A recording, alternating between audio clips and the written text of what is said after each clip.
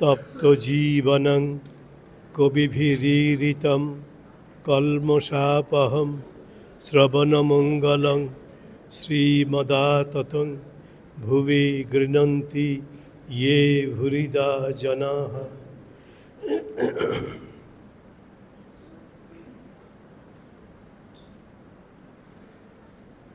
আমরা যেখানটায় গতদিন আলোচনায় সময় ছিলাম সেটা হচ্ছে শ্রীরামকৃষ্ণকে শ্রীম অর্থাৎ কথামৃতকার দ্বিতীয়বার দর্শন করছেন এবং তখন তিনি শুনেছেন, শ্রীরামকৃষ্ণের কানে এই কথাটি গেছে যে কেশবচন্দ্র সেন অসুস্থ। কেশবচন্দ্র সেনের সঙ্গে শ্রীরামকৃষ্ণের, আমরা আগে আমাদের আলোচনাগুলোতে বলে এসেছি, শ্রীরামকৃষ্ণের একটি ঘনিষ্ঠ সম্পর্ক হয়েছিল। এই দুজনের সঙ্গে সম্পর্ক হওয়ার কথা ছিল না, কারণ শ্রীরামকৃষ্ণ হচ্ছেন দক্ষিণেশ্বরের কালী মন্দিরের একজন প্রাক্তন পূজারী, আর কেশবচন্দ্র সেন জগৎ বিখ্যাত একজন আচার্য, ব্রাহ্ম নেতা। এই ব্রাহ্মরা আমাদের হিন্দু ধর্ম থেকেই উদ্ভূত হয়েছেন, তাদের একটি বড় ছিল হিন্দু ধর্মের বিরোধিতা করা। হিন্দু ধর্ম থেকেই তারা এসেছেন, বেরিয়ে এসছেন, কিন্তু তাদের প্রধান কাজই ছিল হিন্দু ধর্মের নিন্দে করা, সমালোচনা করা এবং বিরোধিতা করা। সাধারণত এরকমই আমরা দেখি যে যেখান থেকে আমাদের উদ্ভব হয়, আমাদের উৎপত্তি হয়, যেখান থেকে আমাদের উৎস আমরা গণ্য করি, সেই জায়গাটিকে প্রথমেই আমরা অস্বীকার করার চেষ্টা করি। সবাই না, কিন্তু কেউ কেউ বা অনেকেই এটা করে থাকেন, উৎসকে অস্বীকার করা। এই ব্রাহ্মণরাও, যদিও তারা হিন্দু সমাজেরই লোক ছিলেন জন্মসূত্রে, কিন্তু তারা তাদের প্রধান বিরোধিতার ক্ষেত্র ছিল হিন্দু ধর্ম।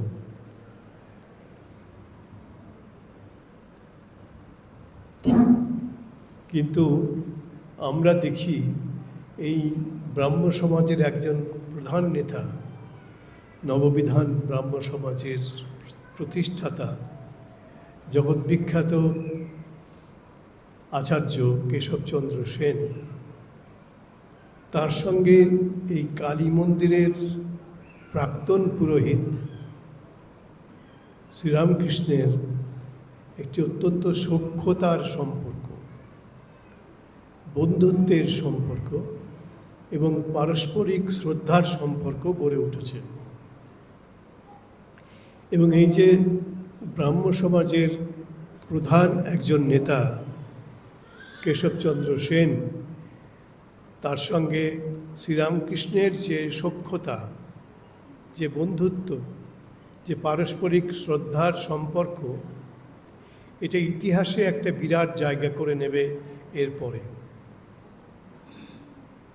এবং আমাদের নিজের মনে হয় আমরা পরবর্তী ইতিহাস, পরবর্তী ঘটনাক্রমকে অনুসরণ করলে আমরা দেখতে পাই যে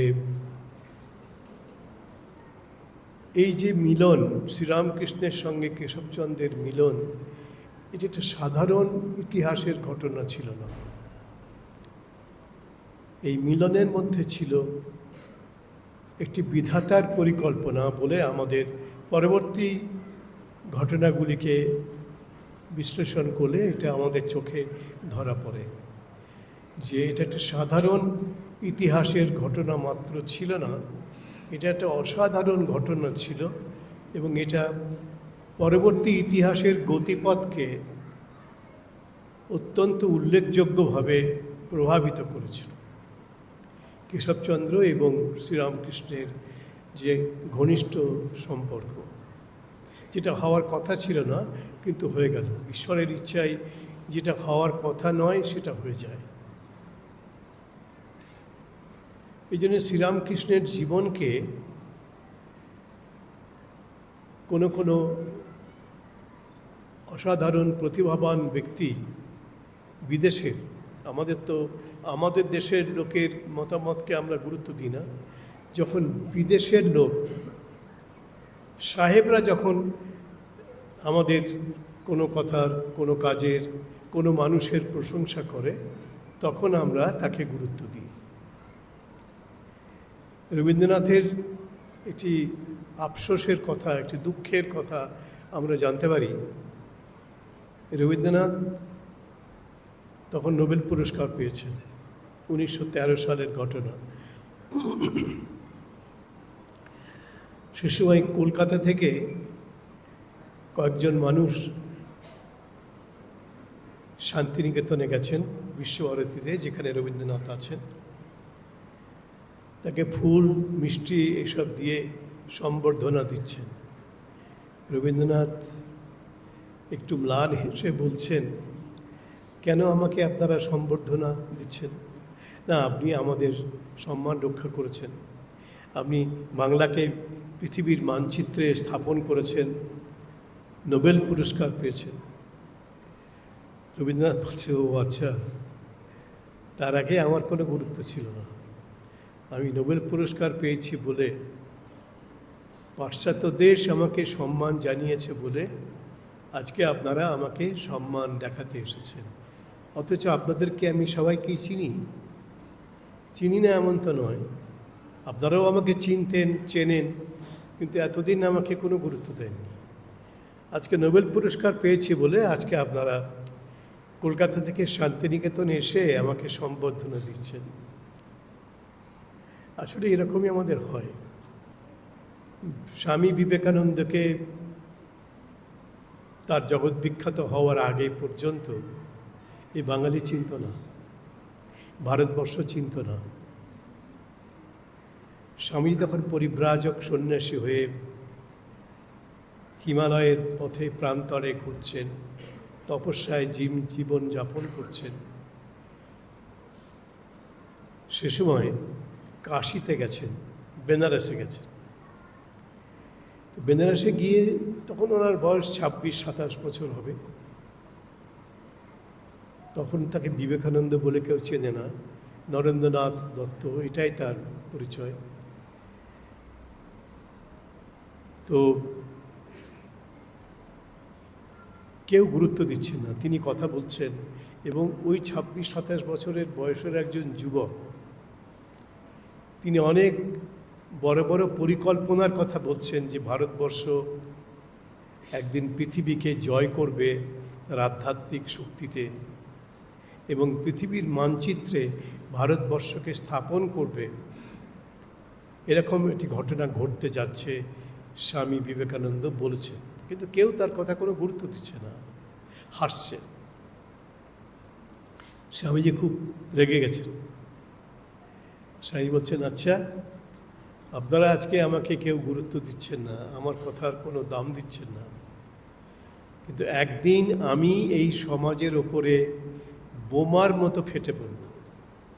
নরেন্দ্রনাথ দত্ত, তখনও অপরিচিত, অপ্রকাশিত নরেন্দ্রনাথ তথা স্বামী বিবেকানন্দ বলছেন, আজকে আপনারা আমাকে কেউ গুরুত্ব দিচ্ছেন না, দেখবেন আমি একদিন এই সমাজের ওপরে বোমার মতো ফেটে পড়ব, এবং এই গোটা সমাজ, সমগ্র সমাজ আমাকে কুকুরের মতো অনুসরণ করবে। স্বামীজি বলেছিলেন। এটা শুনলে আমাদের, সেই পটভূমিতে শুনলে পরে আমাদের মনে হবে এটা স্বামীজির একটা দম্ভোক্তি, অহংকারের উক্তি। কিন্তু অল্প দিনের মধ্যে প্রমাণিত হবে স্বামীজি কোনো অহংকারের উক্তি করেননি, কোনো দম্ভোক্তি করেননি। এটা একদম ইতিহাসে জায়গা হয়ে যাবে। এবং ওই যে বলছেন, গোটা সমাজ, সমগ্র সমাজ যারা আজকে আমাকে গুরুত্ব দিচ্ছে না, 26 বছরের ছেলেকে কেই বা গুরুত্ব দেবে, তারা আমাকে কুকুরের মতো অনুসরণ করবে, স্বামীজি বলেছেন। এবং আমি এই সমাজের উপর একটা বোমার মতো ফেটে পড়ব। এবং তাই তো কয়েক বছর পরে হলো। 1993 সালে, 1893 সালে এই কাশীতে বিবেকানন্দের পরিব্রাজন বা পরিভ্রমণ করার কয়েক বছরের মধ্যে, এই 4-5 বছরের মধ্যে স্বামী বিবেকানন্দের শিকাগো ধর্ম মহাসভায় মহা আবির্ভাব ঘটল, ঐতিহাসিক আবির্ভাব ঘটল। এবং ওই একটি মানুষের আবির্ভাবের ফলে এই গোটা পৃথিবী, গোটা পাশ্চাত্য দেশ ভারতবর্ষকে চিনল, ভারতবর্ষকে জানল, ভারতবর্ষের গৌরবের কাছে মাথা নোয়াতে বাধ্য হলো। এটা কয়েক বছরের মধ্যে আমরা দেখব। রবীন্দ্রনাথ স্বামীজি প্রায় সমবয়সী।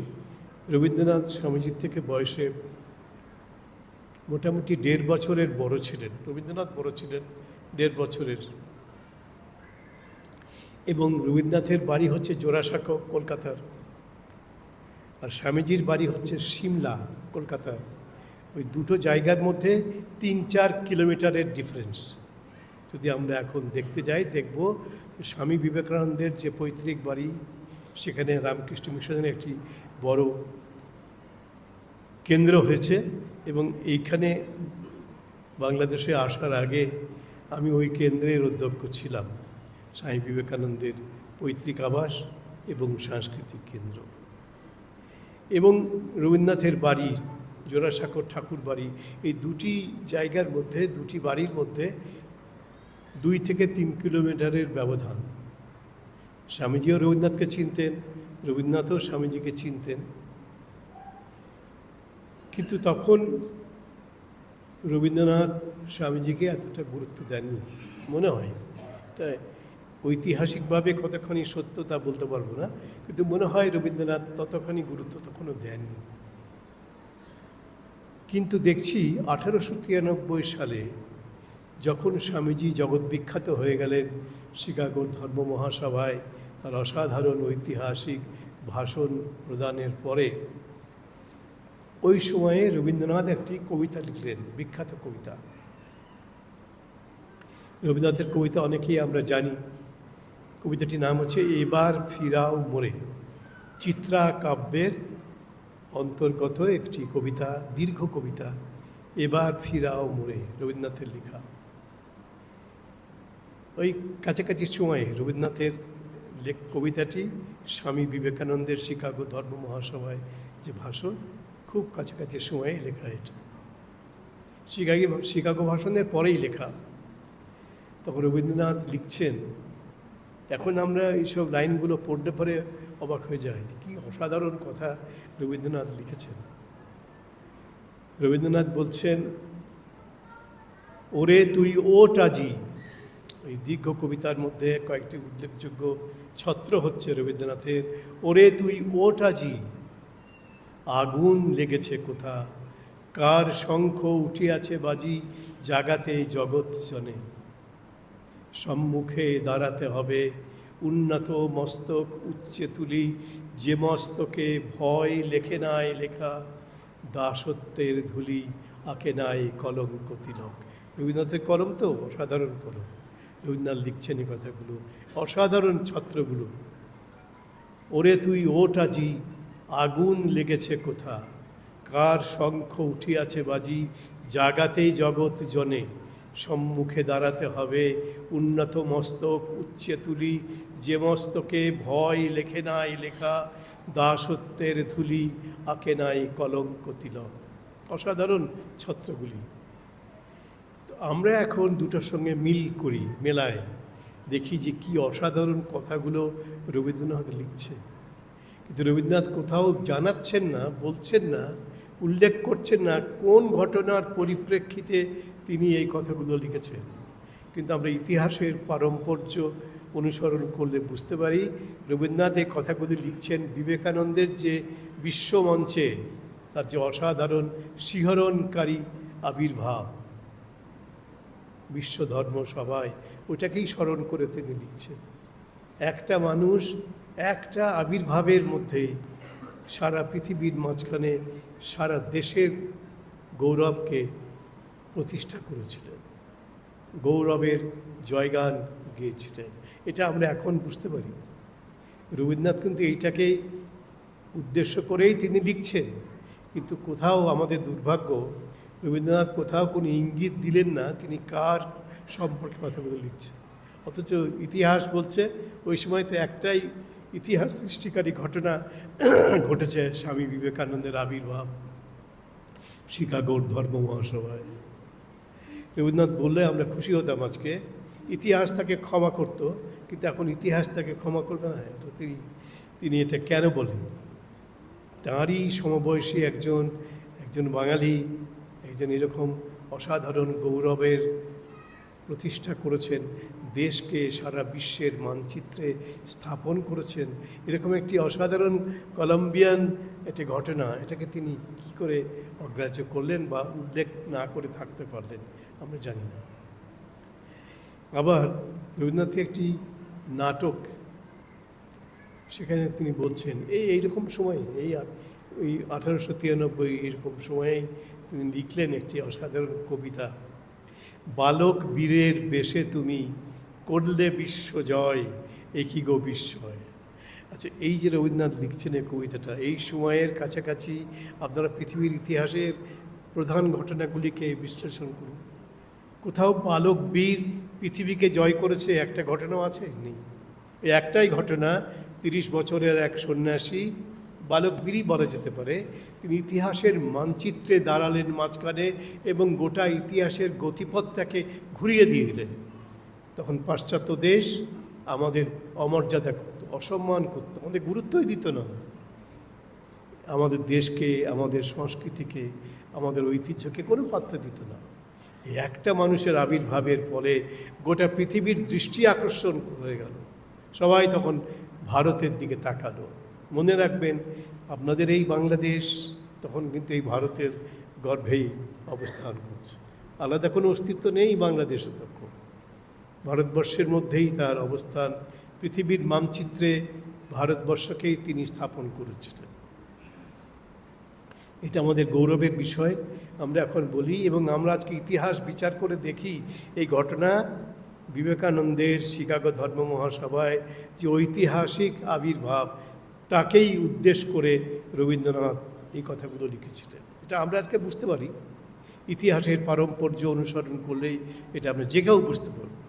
কিন্তু রবীন্দ্রনাথ এটা কেন যে উল্লেখ করেননি স্পষ্ট ভাষায়, এটা আমাদের কষ্ট দেয় যে কেন রবীন্দ্রনাথ করেননি। অথচ এই রবীন্দ্রনাথ কিছুদিন পরে রোমারোলা, একজন নোবেল পুরস্কার পাওয়া ফরাসি সাহিত্যিক, তাকে তিনি জেনিভাতে বলেছিলেন, ওদেশে বলেছিলেন, রোমারোলা রবীন্দ্রনাথকে জিজ্ঞেস করেছিলেন যে আমি ভারতবর্ষকে খুব ভালোবাসছি, এখন ভারতবর্ষকে খুব ভালোবাসি, তা আপনার কাছে জানতে চাই কোন গ্রন্থ পাঠ করলে আমি ভারতবর্ষকে আরও ভালোভাবে জানতে পারব। রোমারোলা একজন নোবেল লরিয়েট ফ্রান্সের, তিনি জিজ্ঞেস করছেন আমাদের রবীন্দ্রনাথকে, দুজনের বন্ধুত্ব হয়েছিল, কোন বই, কার বই পড়লে পরে আমি ভারতবর্ষকে সবথেকে ভালো করে জানতে পারব। রবীন্দ্রনাথ বলেছিলেন, তুমি যদি ভারতবর্ষকে জানতে চাও, রোমারোলাকে বলেছিলেন, তাহলে তুমি স্বামী বিবেকানন্দের গ্রন্থ পড়ো।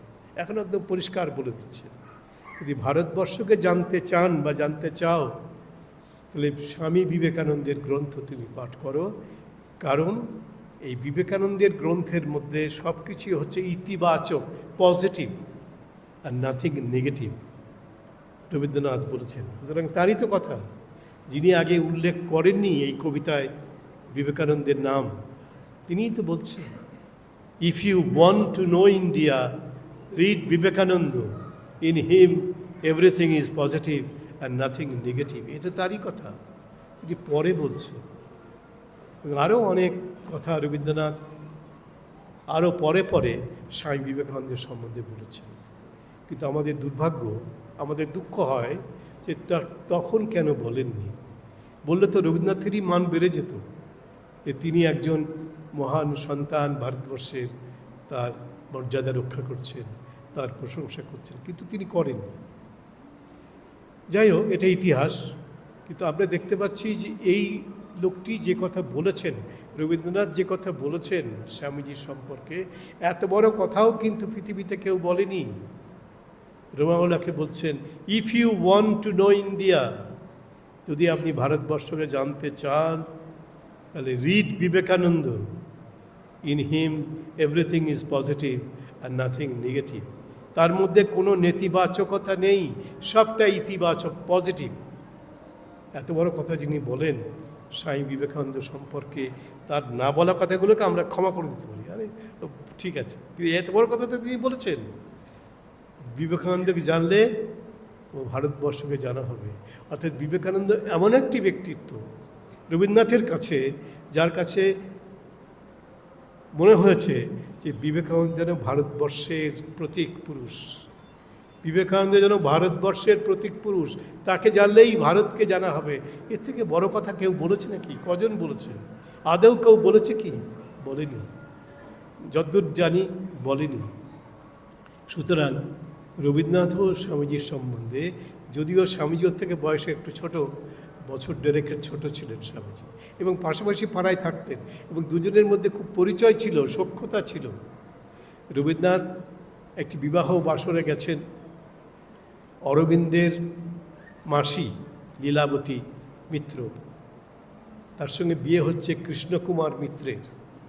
সেই বিয়ে উপলক্ষে, ওরা তো ব্রাহ্ম সমাজের লোক, রবীন্দ্রনাথ সেখানে নিমন্ত্রিত, রবীন্দ্রনাথ গেছেন। এবং ওই বিবাহ বাসরে একটা কয়ার, মানে একটা সঙ্গীত গোষ্ঠী, তারা সঙ্গীত পরিবেশন করেছিল, এবং সেই সঙ্গীত গোষ্ঠীর নেতৃত্ব দিয়েছেন রবীন্দ্রনাথ, এবং প্রধান গায়ক হচ্ছেন নরেন্দ্রনাথ। তারা দুজনে খুব ভালোভাবে এই পরস্পরকে চিনতেন। গানের আসরে যদি দুজনে গান গাইছেন অরবিন্দের মাসিমার বিয়েতে, এবং সেখানে দেখছি দুজনেই খুব ক্লোজলি গান গাইছেন, কাছাকাছি এসেছেন, গান গাইছেন। দুজনে দুজনকে খুব ভালোভাবে জানতেন, বুঝতেন। কিন্তু বিবেকানন্দ রবীন্দ্রনাথ সম্বন্ধে অনেক কথা বলেছেন, পরবর্তীকালে আমরা দেখতে পাই। তার ছেলে, রবীন্দ্রনাথের ছেলে রথীন্দ্রনাথ ঠাকুর, নাম শুনে থাকবেন আপনারা। রবীন্দ্রনাথের একটি সন্তান, পুত্র সন্তান রথীন্দ্রনাথ, একটি পুত্র সন্তান, কন্যা সন্তান ছিল, পুত্র সন্তান রথীন্দ্রনাথ ঠাকুর। তার তখন এই 9-10 বছর বয়স, কি আর একটু বেশি, হয়তো 11-12 বছর বয়স। তখন তাকে রবীন্দ্রনাথ হিমালয় তীর্থ ভ্রমণে পাঠাচ্ছে। কার সঙ্গে? এই স্বামী বিবেকানন্দের শিষ্য স্বামী সদানন্দের সঙ্গে পাঠাচ্ছে। অর্থাৎ স্বামী বিবেকানন্দের সম্পর্কে যদি তার শ্রদ্ধা না থাকতো, তাহলে তার শিষ্যের সঙ্গে তার ছেলেকে, ওই 9-10 বছরের ছেলেকে হিমালয় ভ্রমণে পাঠাতেন না। পাঠিয়েছেন, রবীন্দ্রনাথ পাঠিয়েছেন। এইগুলো আমাদের আজকের আলোচনার বিষয় নয়, কিন্তু আমি প্রসঙ্গক্রমে এগুলো আপনাদের জানাচ্ছি, কারণ কথামৃত পড়তে গেলে এই তথ্যগুলো জানতে হবে। এই তথ্যগুলো আসবে আপনাদের চিন্তার মধ্যে, চেতনার মধ্যে, পড়াশোনার মধ্যে এই তথ্যগুলো আসবে। তো আমরা দেখছিলাম আগের দিনে যে শ্রীরামকৃষ্ণ কেশবচন্দ্র সেনের অসুস্থতার খবরে খুব উদ্বিগ্ন হয়েছেন, এবং মাস্টারমশাই মানে শ্রীমাকে জিজ্ঞেস করছেন, শুনেছিলাম কেশবচন্দ্রের খুব অসুখ হয়েছে, এখন কেমন আছেন তিনি? তো এটাও আমি আগের দিনে আলোচনা করেছি যে মাস্টারমশাই স্ত্রী নিকুঞ্জ দেবী, তিনি আবার কেশবচন্দ্র সেনের জ্ঞাতি বোন। এই তথ্য রবীন্দ্রনাথ, এই রামকৃষ্ণদেব জানতেন কিনা আমরা জানি না, জানার কথা নয়।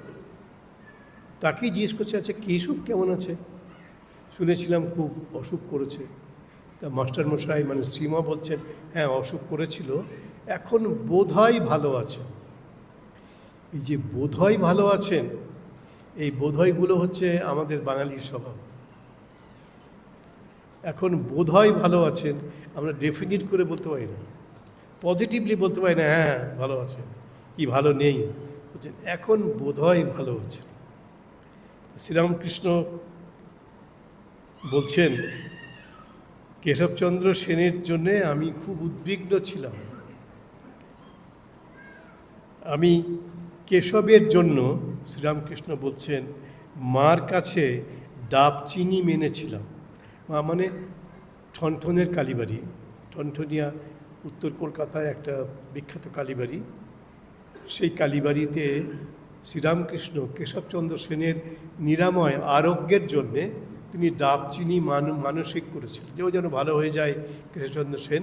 ওই ঠনঠনের কালীবাড়িতে ডাব চিনি মানতের এখনও প্রথা আছে। ডাব চিনি মানে ডাবের মধ্যে চিনি দিয়ে, তখন আর একটু মিষ্টি হবে ডাবের জলটা, তো সেটা ভালো লাগবে খেতে, তো সেটা মারও ভালো লাগবে। এই জন্য মাকে ভক্তরা ডাব চিনি মানসিক করেন, মানত করেন। তো শ্রীরামকৃষ্ণ বলছেন কেশবের জন্যে, কেশবের আরোগ্যের জন্যে আমি মায়ের কাছে, মানে ঠনঠনের কালীবাড়ির কাছে, যার নাম সিদ্ধেশ্বরী, তার কাছে আমি ডাব চিনি মানত করেছিলাম। আর আমি শেষ রাত্রে আমার ঘুম ভেঙে যেত, শ্রীরামকৃষ্ণ বলছেন, কেশবের জন্য চিন্তা করতে করতে। আর মার কাছে কান্তুম। কেশব সেন একজন ব্রাহ্ম নেতা, শ্রীরামকৃষ্ণ কালী মন্দিরের এক্স পুরোহিত, প্রাক্তন পুরোহিত। এদের মধ্যে তো ভালোবাসার সম্পর্ক হওয়ার কথা না, বরং বিদ্বেষের সম্পর্ক হওয়ার কথা। তাই তো ছিল তখন। ওদের মধ্যে খুব অন্তরঙ্গ সম্পর্ক। এবং হচ্ছে আমি মার কাছে কাঁদতুম, শ্রীরামকৃষ্ণ বলছেন আমি মা কালীর কাছে কাঁদতুম আর বলতুম, মা কেশবের অসুখ ভালো করে দাও। কালীবাড়ির পুরোহিত ছিলেন আগে, এখন নেই। কালীবাড়ির পুরোহিত তিনি কেশবচন্দ্র সেনের জন্যে, তার আরোগ্যের জন্যে মা কালীর কাছে ডাব চিনি মানত করছেন, মানসিক করছেন। মাকে বলতুম, আর মা কেশবের অসুখ ভালো করে দাও। কেশব না থাকলে আমি কলকাতায় গেলে কার সঙ্গে কথা কব? তাই ডাব চিনি মেনেছিলাম। মানে কলকাতায় আর কোনো লোক ছিল না, শুধু কেশবচন্দ্রই ছিলেন। শ্রীরামকৃষ্ণ আর কাউকে পাচ্ছেন না, শুধু কেশব সেনকেই তিনিই ভাবছেন আমার অন্তরঙ্গ। দুজনেই কিন্তু ধর্মচিন্তায় মধ্যে বিস্তর পার্থক্য। তিনি ব্রাহ্ম সমাজের নেতা, যারা মা কালীকে মানেন না, আগের দিনে বলেছিলাম, মা কালীকে অগ্রাহ্য করেন, তারা হিন্দুই ছিলেন, এখন ব্রাহ্ম হয়েছেন, হয়ে মা কালীকে মানছেন না। তো শ্রীরামকৃষ্ণ কিন্তু কেশবের জন্যে ডাব চিনি মায়ের কাছে মানত করছেন এবং বলছেন, মা কলকাতায় গেলে আমি কার সঙ্গে কথা কব? কেন সারা কলকাতায়, তখন তো ভারতবর্ষের রাজধানী কলকাতা, শুধু তো পশ্চিমবঙ্গের রাজধানী এখন কলকাতা, তখন তো গোটা ভারতের রাজধানী হচ্ছে কলকাতা, ব্রিটিশ ভারতের রাজধানী কলকাতা, ইংরেজদের শাসনাধীন যে কলকাতা, তখন সেখানকার রাজধানী হচ্ছে কলকাতা। সেখানে বলছে কার সঙ্গে কথা কব? অর্থাৎ কেশব সেন যদি না থাকেন, তিনি যদি অসুস্থ হয়ে তার কিছু হয়ে যায়, তাহলে আমি কার সঙ্গে কথা বলব? এটা আমরা বুঝতে পারি না। এটা কি কলকাতায় কার কোনো লোক ছিল না? এত মানুষ কলকাতায়, তার মধ্যে রামকৃষ্ণদেব আর কার সঙ্গে কথা বলতে পারবেন না কেশব সেন না থাকলে পরে? আমি একটা ঘটনার কথা বলছি, তাহলে আপনারা বুঝতে পারবেন এরকম হয়। ঘটনাটা হচ্ছে, আমি তখন সাদা পোশাকে ব্রহ্মচারী, বেলুড় মঠে আছি। আমাদের বেলুড় মঠে 2 বছর করে ট্রেনিং সেন্টার হয়। এই ট্রেনিং সেন্টার উপলক্ষে আমি বেলুড় মঠে এসেছি, আছি, 2 বছর থাকতে হবে। ওই সময় বেলুড় মঠের একজন বহুমানিত সন্ন্যাসী, সবাই তাকে বলতো তিনি হচ্ছেন ব্রহ্মজ্ঞানী। বেলুড় মঠের একজন ভাইস প্রেসিডেন্ট স্বামী নির্বাণানন্দজি মহারাজ, সূর্য মহারাজ, তিনি প্রথম জীবনে বিপ্লবী ছিলেন। চার্লস টেগার তাকে ধরতে গেছিলেন বেলুড় মঠে, ধরতে পারেননি, ধরতে গেছিলেন। তো সেই বহুমানিত সন্ন্যাসী ব্রহ্মজ্ঞানী বলে বেলুড় মঠে তার প্রসিদ্ধি। আমরা শুনতাম উনি হচ্ছেন ব্রহ্মজ্ঞানী। ব্রহ্মজ্ঞানী আমরা শুনি, কখনো দেখিনি তো কাউকে যে ব্রহ্মজ্ঞানী কীরকম হয় বা কে। কিন্তু ওকে আমরা বেলুড় মঠের সময় জানতাম যে উনি ব্রহ্মজ্ঞ মহাপুরুষ, ব্রহ্মজ্ঞানী স্বামী নির্বাণানন্দজি, বেলুড় মঠের তখন ভাইস প্রেসিডেন্ট। তো আমি আবার, আমার সৌভাগ্যক্রমে আমাকে বেলুড় মঠ কর্তৃপক্ষ, তখনকার প্রেসিডেন্ট মহারাজ পূজ্যপাদ স্বামী বীরেশ্বরানন্দজি প্রভু মহারাজ, তিনি আমাকে ওর সেবক হিসেবে নিয়োগ করেছিলেন। তখন আমি ট্রেনিং সেন্টারে, তো তখন ওনার শরীর খারাপ বলে ওই নির্বাণানন্দজির আমাকে ওর সেবক হিসেবে নিযুক্ত করেছিলেন। তো সে সময় আমি ওর সেবায় আছি। তখন ওনার বয়স আমার মনে হয় 90-এর কাছাকাছি, স্বামী নির্বাণানন্দজি। তো আমি ওর সেবক যেহেতু, আমি দুপুরবেলায় ওর কাছে থাকতাম, আবার রাত্রেবেলায় কখনো কখনো থাকতে হতো। ওনার অসুস্থতা যদি বেড়ে যেত তাহলে আমাকে থাকতে হতো। তো একদিন ওরকম ওর ঘরে আছি, উনি খাটে আছেন, আমি মেঝেতে একটা শতরঞ্চি বা মাদুর পেতে আমি শুয়ে আছি। হঠাৎ রাত্রেবেলায় আমার তো ঘুম হতো না, কারণ কখন ওনার কোনো প্রয়োজন হবে, হয়তো বাথরুমে যেতে হবে, ওই বয়স 90 বছরের মতো বয়স, পড়ে টরে যাবেন, পড়ে গেলে তো এই বয়সে পড়ে গেলে পরে তো একটা অ্যাক্সিডেন্ট হয়ে যাবে। আমার ভালো ঘুম হতো না। তো হঠাৎ আমি তাকিয়েছি, ঘুমটা ভেঙে গেছে। প্রথমেই আমার চোখ গেছে ওই বিছানার উপরে, দেখলাম উনি নেই, বিছানাটি খালি, স্বামী নির্বাণানন্দই তার বিছানায় শয্যায় নেই। কোথায় গেলেন তিনি? তাহলে কি বাথরুমে গেলেন? পাশেই বাথরুম। আমি বাথরুমে গিয়ে দেখলাম যে না, বাথরুমে থেকে কেউ নেই। আমি ঘরের মধ্যে দেখছি আদো অন্ধকার, চাঁদের আলো এসে পড়ছে, আদো অন্ধকার। তার মধ্যে দেখলাম যে উনি নেই ঘরের মধ্যে। আমি খুব চিন্তার মধ্যে পড়ে গেলাম যে কোথায় গেলেন। চলাফেরা এমনিতেও বেশি করেন না, অত বয়স, 90 বছর বয়স, কোথায় যাবেন। আমি হঠাৎ খুঁজতে খুঁজতে ওই ঘরের মধ্যে চাঁদের আলো জ্বালাতেও পারছি না, কারণ যদি উনি থাকেন তাহলে ঘুম ভেঙে যাবে। দেখছি যে উনি ওই, যদি আপনারা কেউ বেলুড় মঠ গিয়ে থাকেন তাহলে বেলুড় মঠের মন্দিরের পাশে একটা বড় মাঠ আছে, মন্দিরের পূর্ব দিকে একটা বড় মাঠ আছে। ওই মাঠের দিকে এই ঘর থেকে একটা দরজা দিয়ে ওই মাঠটাকে পুরো দেখা যায়, লম্বা দরজা, এই ফ্লোর থেকে বড় সিলিং অবধি দরজা। এরকম দুটো দরজা আছে ওই দিকে, দক্ষিণ দিকে। আমি হঠাৎ দেখছি উনি ওখানে দাঁড়িয়ে আছেন, গরমকাল, খালি গা,